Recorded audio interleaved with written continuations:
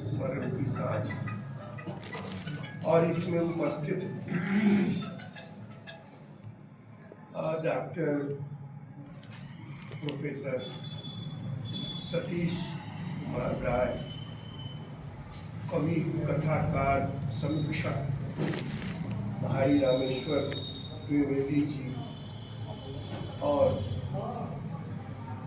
राजभाषा के पूर्व अधिकारी डॉक्टर प्रचलित CD सिंह चंद्रदेव सिंह जी और मेरे तमाम साहित्यिक मित्रों, छात्र भी जब 16 वर्ष का हो जाए तो मित्र हो जाता है। और मेरे अशोक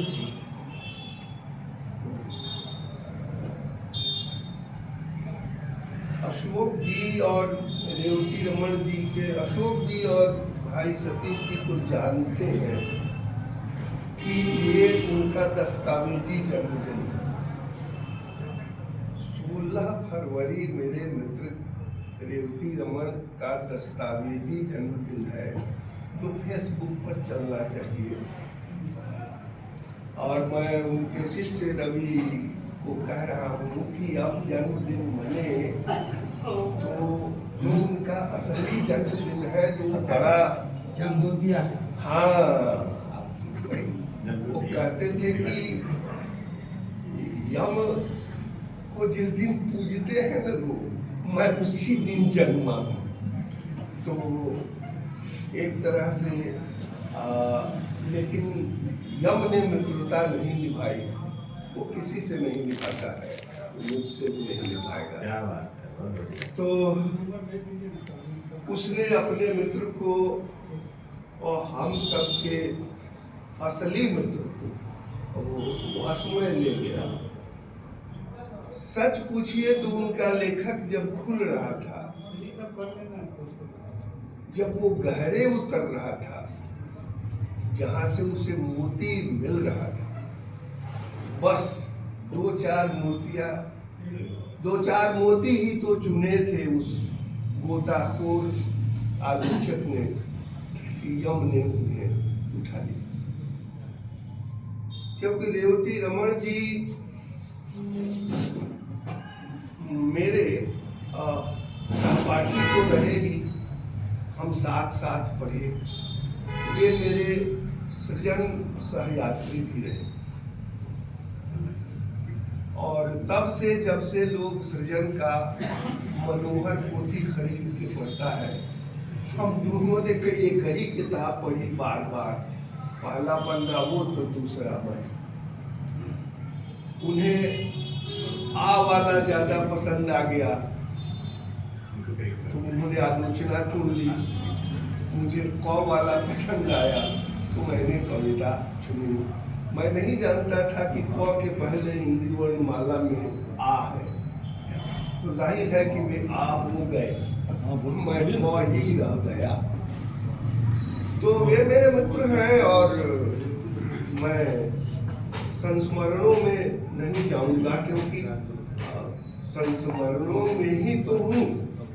खजाना है आपके पास, तो कहाँ जाऊँ संस्मरणों में? नहीं सर, दो एक नहीं, मुझे लगता है कि मुझे बार बार लगता है जब जब चर्चा होती है और कब नहीं होती है कि वे ऐसे भी मरे नहीं।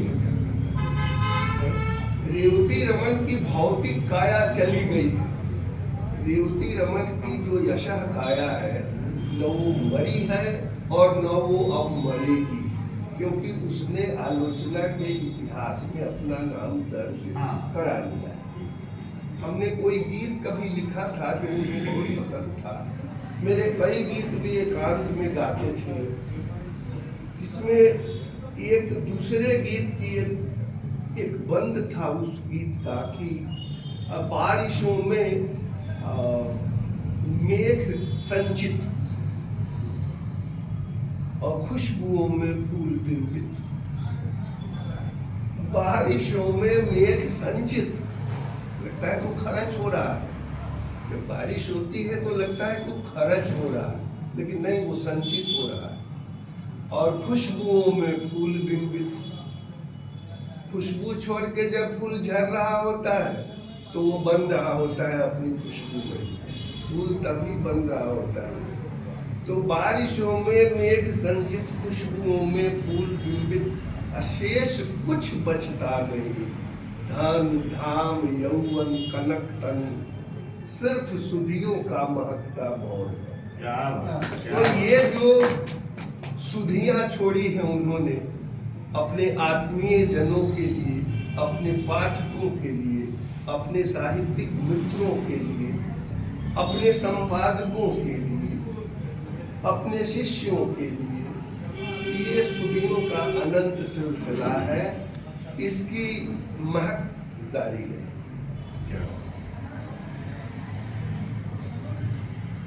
क्या एक बात जो शायद कोई नहीं जानता है, संस्मरण की तरह ही कह के छोड़ दूंगा मैं। हम लोग एमए में पढ़ते थे और प्रथम भाग में ही थे हम लोग, समय 2 ही वर्ष का वो था, कोई सेमेस्टर और क्या है और क्या, ये सब नहीं। पंचम वर्ष और षष्ठ वर्ष, तो हम लोग पंचम वर्ष के छात्र थे 75 में, और दोनों लिख रहे थे, मगर कोई पूछने वाला नहीं था क्योंकि हम लोग तो विद्यार्थी थे। और तो हम लोगों में हुआ कि पहले किसकी रचना छपती है, छपना भी एक महत्वपूर्ण था। तो इसी क्रम में हम लोगों के गुरु ने एक पत्रिका निकाली। अब हम लोगों की उम्मीदें बढ़ गई कि संपादक तो गुरु है, तो अब हम दोनों एक ही बार छप जाएंगे।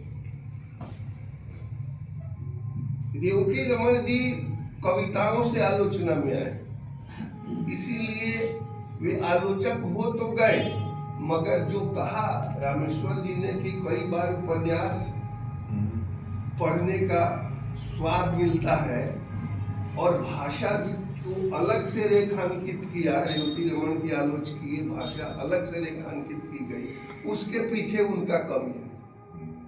क्योंकि जो कवि नहीं होगा वह उतनी सुंदर भाषा में उतनी गहरी आलोचना कर ही नहीं सकता। चाहे नामवर सिंह भी कवि है, और कविता से आए हैं आलोचना में, चाहे रमेश चंद्र शाह हो या नामवर सिंह जी हो या रामचंद्र शुक्ल जी हो या रामविलास शर्मा हो या खगेन ठाकुर हो, नाम बहुत है। उसी नाम में हमारे रेवती रमन जी हो, ये सब लोग कवि हैं, मूल रूप से कविता से आए। बल्कि रेवती रमन जी तो गीत में वो कमाल कर रहे थे, और गीत से आए हैं ये कविता में। इन्होंने मुक्त वृत्त पहले नहीं लिखा, पहले गीत लिखा। साप्ताहिक हिंदुस्तान में इनका गीत छपा ये, घिर गए हैं हम अविश्वसनीयता के कठघरे में, झूठ के आकाश में बंदी हुआ मन है, ये रेवती रमन।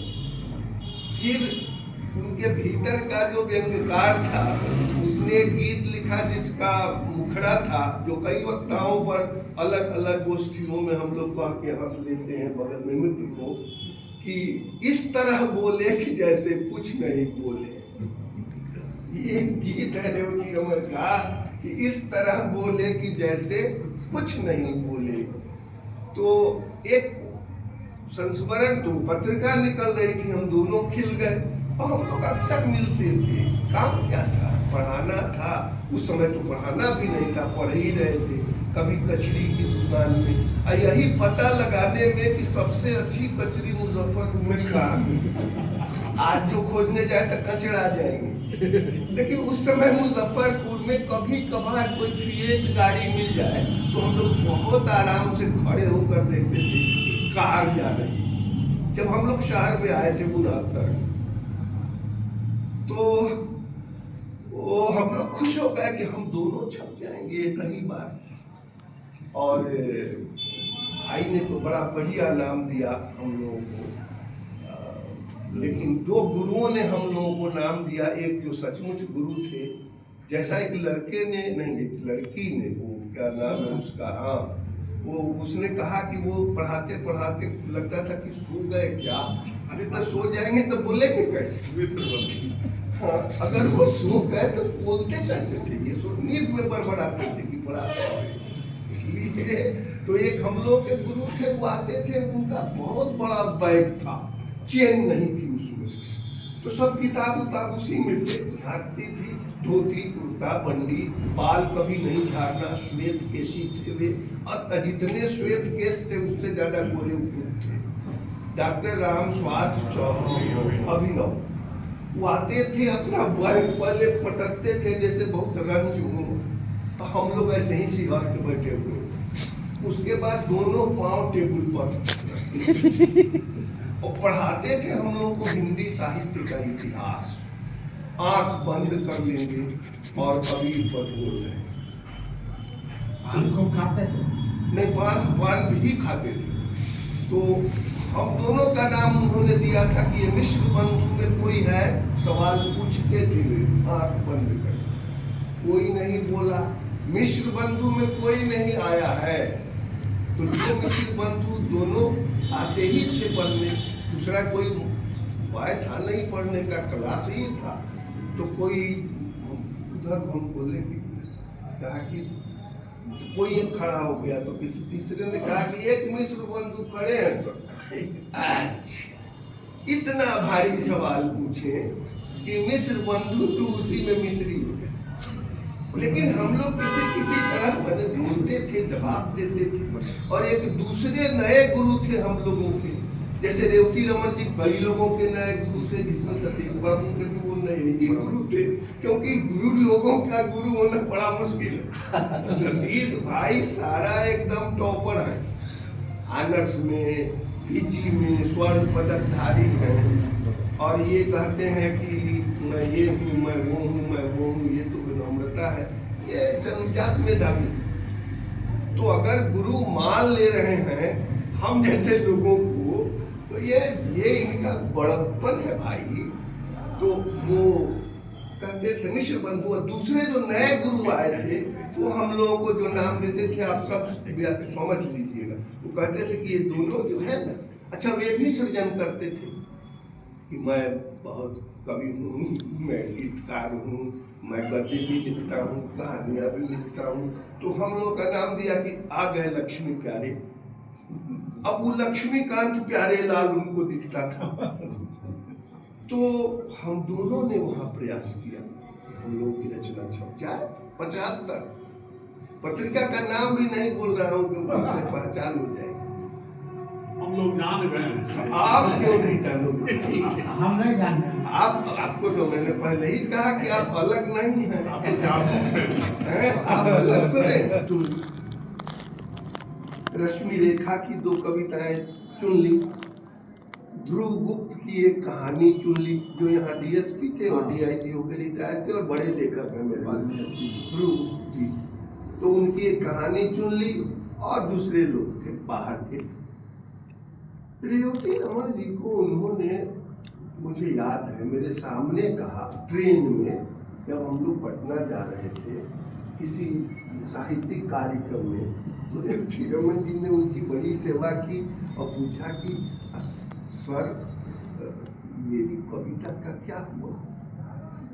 तो उन्होंने कहा कि आप कवि नहीं हो सकते, गद्य लिखिए। आप कवि नहीं हो सकते हैं, आपकी भाषा में गद्य है, आप गद्य में अच्छा करिएगा, गद्य लिखिए। रेवती रमन जी ने गद्य लिखा, और आप जानते हैं कि रेवती रमन जी कितने बड़े गद्यकार हैं। लेकिन जब समय की रंगत छपी, अभिधा प्रकाशन से अशोक जी ने समय की रंगत छापी, एक पूरा संग्रह उनकी कविताओं का, तो शायद वे चुप चुप अपने गुरु को बता रहे थे कि आपने बेकार भटका दिया मुझे आलोचना में, देखिए मैं ऐसा कवि होता।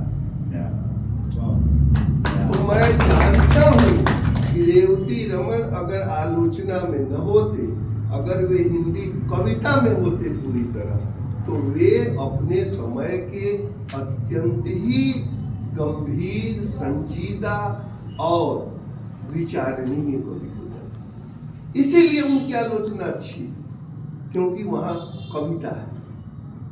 पेड़ तो रोज रहते हैं, कब नहीं पेड़ है। आज भी हम लोग चलेंगे तो पेड़ होंगे, मगर जब हल्की हल्की बारिश होती है तो ये पेड़ बदल जाते हैं।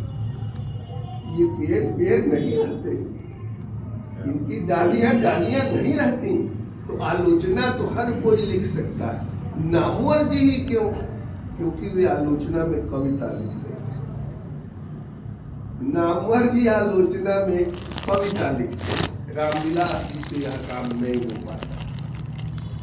रामविलास जी तथ्यों से लड़ जाते हैं और नामवर जी तथ्यों से बचकर, तथ्यों से थोड़ा बचते हुए विश्लेषण और भाव में आ जाते हैं। परिणाम है कि नामवर सिंह प्रभाव छोड़ देते हैं। प्रभाववादी आलोचना अगर आप देखिए, नामवर सिंह की कोई किताब पढ़िए, जैसा इन्होंने कहा वो उपन्यास की तरह पढ़ जाइएगा आप। लेकिन आप रामविलास शर्मा की एक किताब परंपरा की खोज छोड़कर और तुलसीदास वाली किताब छोड़कर आप दूसरी किसी किताब में जाइए, आपका खर्च होगा।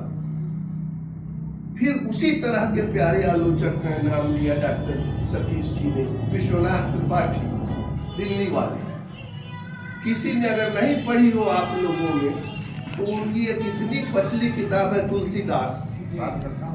आप विश्वनाथ त्रिपाठी की वह किताब पढ़ें, तुलसीदास।